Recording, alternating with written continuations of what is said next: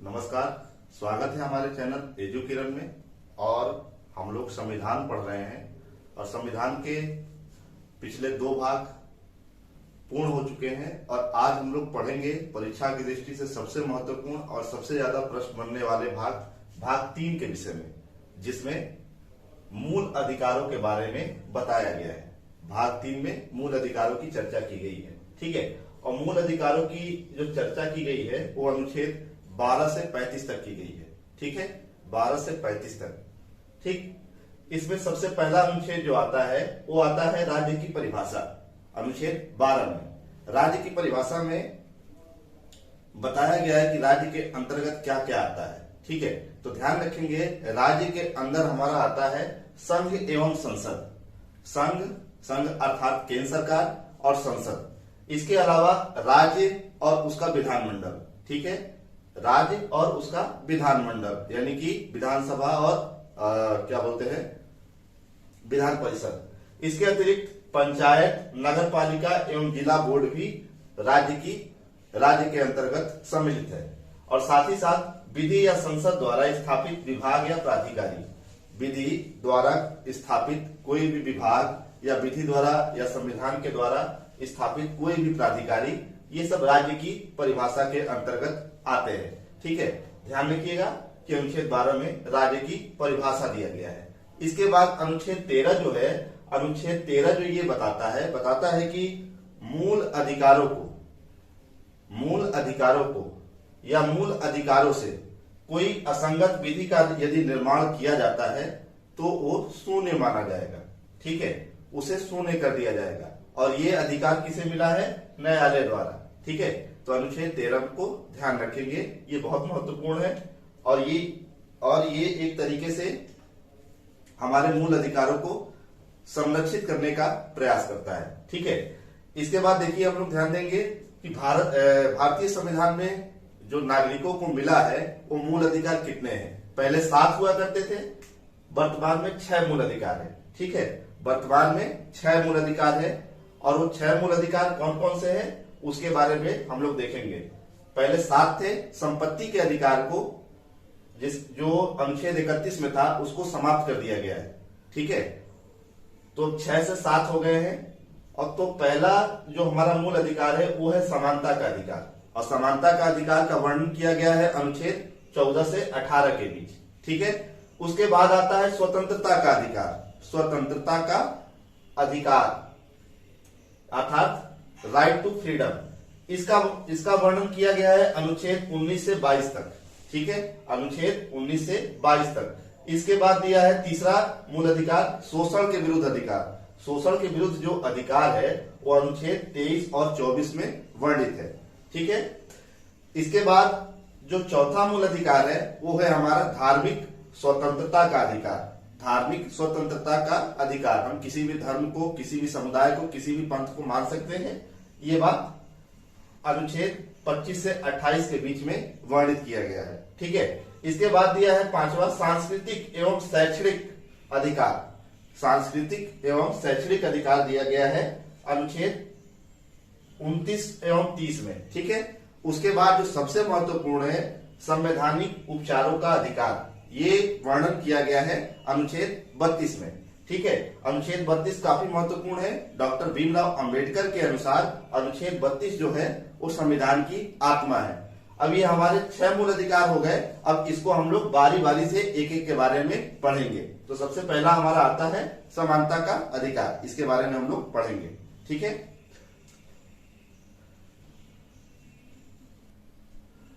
समानता का अधिकार जो है अनुच्छेद 14 से लेकर 18 तक वर्णित है, ठीक है। ये पहला मूल अधिकार है। तो अनुच्छेद 14 में दिया गया है विधि के समझ समानता। विधि के समझ समानता का मतलब ये हो गया कि विधि के समझ सभी लोग जो है वो समान है, ठीक है। अर्थात यदि कोई आम आदमी हत्या करता है या कोई बड़ा आदमी भी हत्या करता है तो सबको बराबर ही सजा मिलेगी, ठीक है। हालांकि इसमें अनुच्छेद 361 है। अनुच्छेद 361 में राज्यपाल और राष्ट्रपति के लिए विशेष प्रावधान किया गया है, उनकी गिरफ्तारी नहीं हो सकती है, ठीक है। ये ध्यान रखिएगा। इसके बाद 15वां दिया है धर्म, जाति, लिंग और मूल वंश या जन्म स्थान के नाम पर किसी से विभेद नहीं किया जाएगा।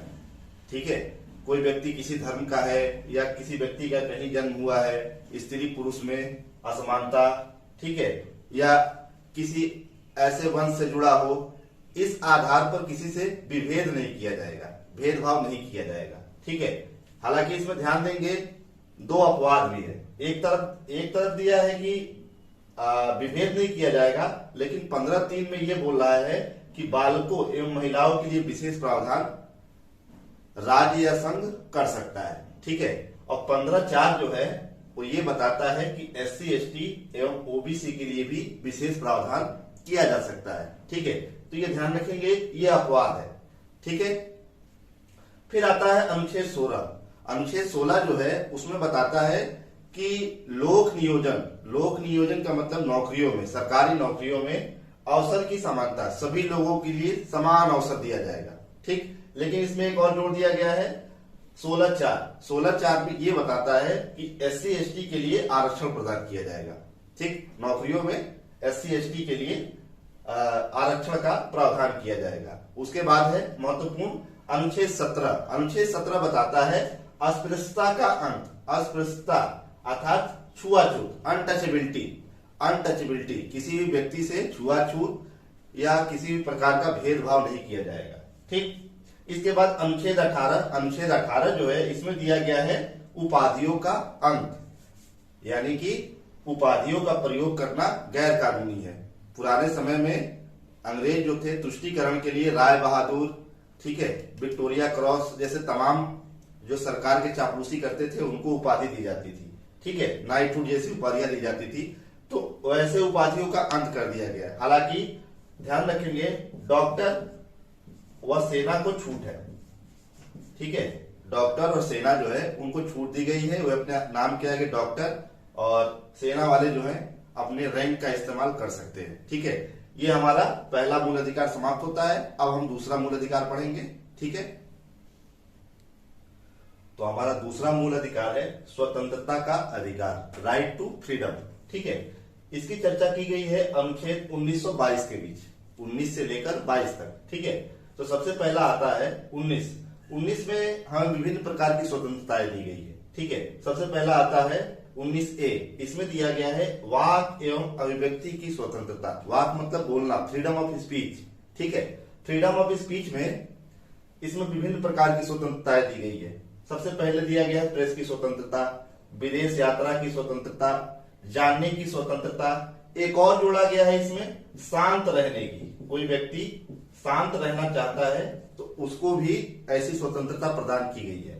ठीक है, इसके अलावा 19B में दिया गया है कि भारत का कोई भी व्यक्ति शांतिपूर्वक और निशस्त्र होकर कहीं भी सम्मेलन कर सकता है। ठीक है, जो उचित स्थान हो वहां पे सम्मेलन कर सकता है। ठीक है, इसके बाद 19 का जो C दिया है वो दिया है संघ एवं सहकारी समितियों का निर्माण। कोई ऑर्गेनाइजेशन बना सकता है, कोई कोऑपरेटिव सोसाइटी बना सकता है। ये हमें 19 के तहत ये मूल अधिकार हमें प्राप्त है। इसके बाद दिया है 19D घूमने की स्वतंत्रता। ठीक है, भारत का नागरिक है, वो कहीं भी घूम सकता है, लेकिन किसी विशिष्ट क्षेत्रों को छोड़कर। यदि कहीं पर सरकार ने गाइडलाइन जारी कर रखा है कि यहां पर नहीं जाना है बिना अनुमति से, तो वहां आप नहीं जा सकते हैं। बाकी वो कहीं भी घूम सकता है, जा सकता है। ठीक है, उसके बाद 19E जो दिया है, ई में दिया है रहने की स्वतंत्रता या बसने की स्वतंत्रता। भारत के किसी भी क्षेत्र में वो रह सकता है, बस सकता है। ठीक है, ये 19E में प्रदान किया गया है। ठीक है, 19G में दिया गया है व्यापार करने की स्वतंत्रता, व्यापार की स्वतंत्रता है। ठीक है, कहीं भी कोई व्यापारिक कोई भी विधिक व्यापार कर सकता है जो गैर कानूनी ना हो। ठीक है, F वाला जो है वो F वाला हटा दिया गया। इसमें है संपत्ति संग्रहण का अधिकार। ठीक है, अगला दिया है अनुच्छेद 20।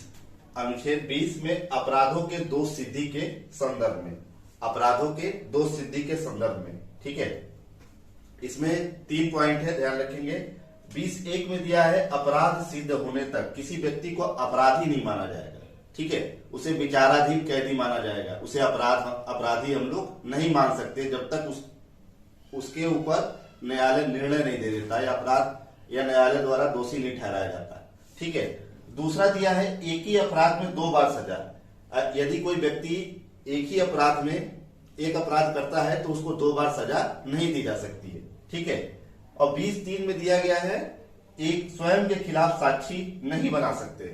ठीक है, किसी व्यक्ति को इस बात के लिए मजबूर नहीं किया जा सकता है कि तुम स्वयं के खिलाफ साक्षी बनो। ठीक है, इसी को बोलते हैं हम लोग आत्म अभिशंसन। ठीक, तो ये हमारा 20 हो गया। 21 जो है, 21 काफी महत्वपूर्ण है, प्राण एवं दैहिक स्वतंत्रता। प्राण एवं दैहिक स्वतंत्रता, राइट टू लाइफ। ठीक है, किसी भी व्यक्ति को पूरी तरीके से जीने का अधिकार दिया गया है। अनुच्छेद 21 जो है वो आपातकाल की भी, जब आपातकाल लगता है तो आपातकाल में भी अनुच्छेद 21 को नहीं छीना जा सकता है। इसके बाद 86वां संविधान संशोधन हुआ सन 2002 में और शिक्षा के अधिकार को जोड़ दिया गया, और इसको जोड़ा गया इसी में, यानी कि प्राण एवं दैहिक स्वतंत्रता में, और एक नया अनुच्छेद बना 21A। ठीक है, इसमें प्रावधान किया गया कि 6 से 14 वर्ष तक के बालकों को निःशुल्क एवं अनिवार्य शिक्षा दी जाएगी। ठीक है, तो ये हमारा 21A था, काफी महत्वपूर्ण है। 86वां संविधान संशोधन याद रखेंगे 2002 में। इसके बाद है अनुच्छेद 22। अनुच्छेद 22 जो है वो है गिरफ्तारी एवं निरोध से संरक्षण। अपराध गिरफ्तारी एवं निरोध से संरक्षण। ठीक है, इसमें क्या क्या प्रदान किया जाएगा? कोई व्यक्ति अगर गिरफ्तार किया जाता है, कोई व्यक्ति गिरफ्तार किया जाता है तो गिरफ्तारी से पूर्व अपराध के बारे में जानकारी दिया जाएगा कि उसे किस अपराध में गिरफ्तार किया जा रहा है। ठीक है, साथ ही 24 घंटे के भीतर न्यायालय में पेशी की जाएगी, और एक और उसको छूट दी गई है कि वे अपने पसंद का अधिवक्ता कर सकता है। ठीक है, तो इस प्रकार से हमारा दूसरा जो है स्वतंत्रता का अधिकार ये समाप्त हुआ। अब तीसरा हम लोग पढ़ेंगे। ठीक है, अगला मूल अधिकार जो है हमारा, तीसरा मूल अधिकार है शोषण के विरुद्ध अधिकार। ठीक है, शोषण के विरुद्ध अधिकार का जो वर्णन किया गया है अनुच्छेद 23 एवं 24 में किया गया है। अनुच्छेद 23 ये कहता है मानव तस्करी और बलात् श्रम। बलात् का मतलब बंधुआ, पहले बंधुआ मजदूरी कराया जाता था।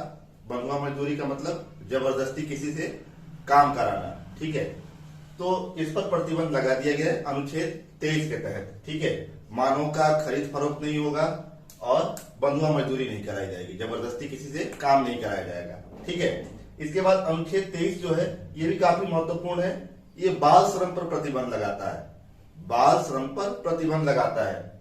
ये 14 वर्ष से जितने भी कम बच्चे हैं वो किसी भी फैक्ट्री या किसी भी कारखाने में कार्य नहीं करेंगे। ठीक है, इसके बाद हमारा चौथा मूल अधिकार है धार्मिक स्वतंत्रता का अधिकार।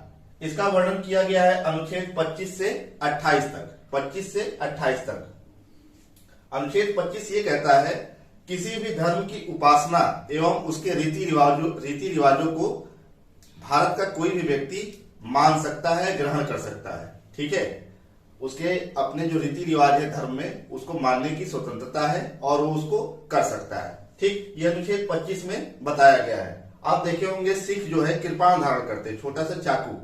ठीक है, जिसको कृपाण बोलते हैं, तो कृपाण धारण करने की स्वतंत्रता ये अनुच्छेद 25 में ही दिया गया है। ये कई बार प्रश्न पूछा गया है, सिखों को कृपाण धारण करने की स्वतंत्रता किस अनुच्छेद के द्वारा मिला है? तो अनुच्छेद 25 है। ठीक है, इसके बाद 26 दिया गया है धार्मिक कार्यों की प्रबंधन की स्वतंत्रता।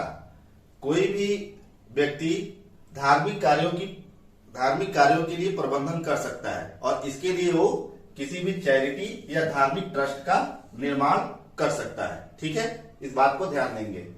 उसके बाद अनुच्छेद 27 जो है कोई भी धार्मिक आय होता है, धर्म से यदि कोई आय होता है तो उस पर किसी भी प्रकार का कर नहीं देना पड़ेगा, किसी भी प्रकार का कोई टैक्स नहीं देना पड़ेगा। ठीक है, तो धार्मिक आय जो है वो कर मुक्त है, ये अनुच्छेद 27 के तहत है। ठीक है, इसके बाद अनुच्छेद 28 इस बात को प्रतिबंधित करता है कि कोई भी शैक्षणिक संस्थान किसी भी प्रकार की धार्मिक शिक्षा उपलब्ध नहीं कराएगा। ठीक है, कोई भी धर्म विशेष धार्मिक शिक्षा को उपलब्ध नहीं कराएगा। इसके बाद हमारा पांचवा जो है उसको हम लोग पढ़ेंगे। ठीक है, हमारा अगला मूल अधिकार जो है यानी कि पांचवा सांस्कृतिक एवं शैक्षणिक अधिकार। तो सांस्कृतिक एवं शैक्षणिक अधिकार है वो दिया गया अनुच्छेद 29 एवं 30 में।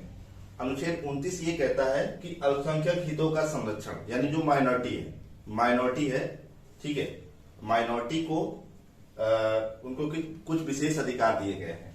ये अनुच्छेद 29 में बताया गया है कि भारत के सभी नागरिक अपनी भाषा, लिपि व संस्कृति को मान सकते हैं, मानने के साथ साथ उसका प्रचार प्रसार भी कर सकते हैं। ठीक है, तो ये अनुच्छेद 29 में स्वतंत्रता प्रदान की गई है कि भारत के सभी नागरिक अपनी भाषा, लिपि, संस्कृति को मान सकते हैं और साथ ही साथ प्रचार प्रसार भी कर सकते हैं। ठीक है, इसके बाद अनुच्छेद 30 कहता है कि अल्पसंख्यक जो है धार्मिक प्रचार प्रसार करने के लिए धार्मिक संस्थानों की स्थापना कर सकते हैं। ठीक है, और आप लोग देखे होंगे इसी अनुच्छेद 30 के तहत ही मिशनरिया और मदरसों का निर्माण किया गया है। ठीक है, मुस्लिम कम्युनिटी में मदरसे चलते हैं और ईसाइयों के द्वारा मिशनरी बनाई गई है। ठीक, तो यह अनुच्छेद 30 में वर्णित है। ध्यान देंगे, हमारे पास पहले मूल अधिकार थे, मैंने शुरू में बताया ही था कि 7 मूल अधिकार थे और वर्तमान में 6 है। तो 7 जो हमारा छठा मूल अधिकार था वो यही था, संपत्ति का अधिकार, जो अनुच्छेद 31 में वर्णित था। अब इसे समाप्त कर दिया गया है 44वें संविधान संशोधन 1978 द्वारा। ठीक है, अब इसे हम लोग विधिक या कानूनी अधिकार के रूप में परिवर्तित कर दिया गया है। ठीक है, तो अनुच्छेद 31 को अब समाप्त कर दिया गया है। ठीक है, अब अगला मूल अधिकार जो है वो है अनुच्छेद 32। वो हम लोग अगले वीडियो में पढ़ेंगे, वो काफी महत्वपूर्ण है। ठीक है, तब तक के लिए धन्यवाद। आपका दिन शुभ हो।